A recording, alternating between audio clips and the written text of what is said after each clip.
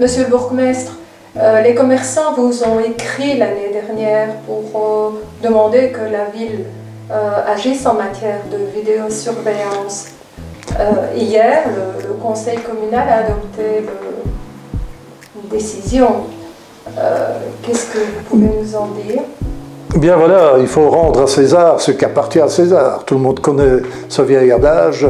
Et la première demande déclencheur, si vous voulez, le déclic pour les caméras provient de M. Raphaël Guissard, ancien président de Cap-sur-Marche, qui nous écrivait que ses affiliés réclamaient une télésurveillance, si vous voulez, accrue.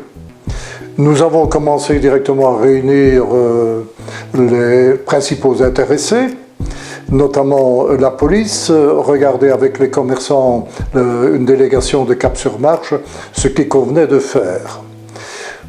N'en déplaise à certains qui voudraient s'attribuer la paternité, il y a 2 ans que nous sommes là-dessus et nous n'avons pas attendu qui que ce soit pour donner suite vraiment à la demande de Cap-sur-Marche. J'ai découvert dans la presse l'existence de caméras ANPR. Ça veut dire détection automatique des plaques de voitures qui sont repérées dans une banque de données à la disposition de la police fédérale. Et je me suis dit, mais ça c'est vraiment l'idéal pour peut-être mettre aux entrées de Marchand-Famenne. Donc lorsqu'une voiture volée passe, il y aura un déclic si vous voulez, mais encore faut-il que ces images soient relayées vers le commissariat de police, ce qui implique la création ou l'emploi d'une fibre optique pour communiquer toutes ces images. L'avantage, c'est que les images qui seront ainsi relayées vers le commissariat de police ne seront vraiment consultées et lues et vues et traitées que par des professionnels, par les policiers et puis les gens de la justice, procureurs du roi et consorts, le cas échéant.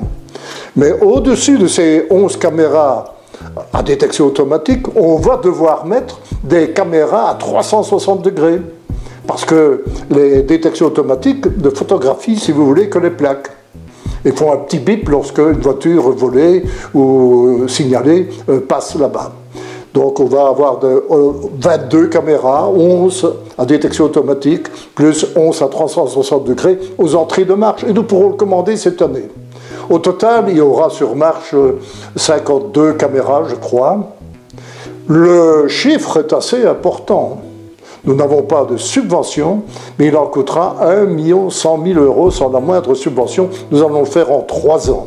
Mais la première phase, qui coûte passer 400 000 € sera encore adjugée cette année. Nous en avons les moyens financiers.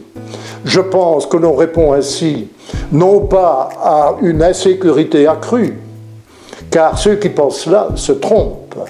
D'après le commissaire divisionnaire, de 2012 à fin 2017, la délinquance a diminué de 10%. Et cette année, du 1er janvier 2018 à fin août, elle est en baisse par rapport à 2017 de 20%. Donc ce que nous avons voulu, c'est répondre à ce sentiment d'insécurité que je comprends et que je partage. Il suffit d'ouvrir n'importe quel journal, d'écouter la télévision pour avoir des mauvaises nouvelles, à telle enseigne que la mauvaise nouvelle est devenue vraiment la nouvelle qui produit des effets chez les médias. La bonne nouvelle, on en parle pratiquement très très peu. C'est dans cet esprit-là, réellement, que nous avons commandé le système de télésurveillance de la ville. Et évidemment, certains diront c'est peut-être une atteinte à la vie privée. Ils ont raison, j'ai beaucoup réfléchi avant de les commander, ils ont raison. Mais qu'ils sachent aussi que lorsqu'ils prennent leur GSM, Big Brother est là-haut, les analyse, sait où ils sont, les repères, connaissent leurs données commerciales, vraiment, ils sont presque psychanalysés par les gros groupes du numérique. Donc, me dire que les caméras vont dévoiler la vie privée, c'est déjà fait depuis très longtemps et je le regrette profondément. Ce que je suis fier, c'est de remplir ma tâche de policier administratif, de chef de la police administrative, en donnant satisfaction à tous mes commerçants et à la population qui demande une sécurité accrue.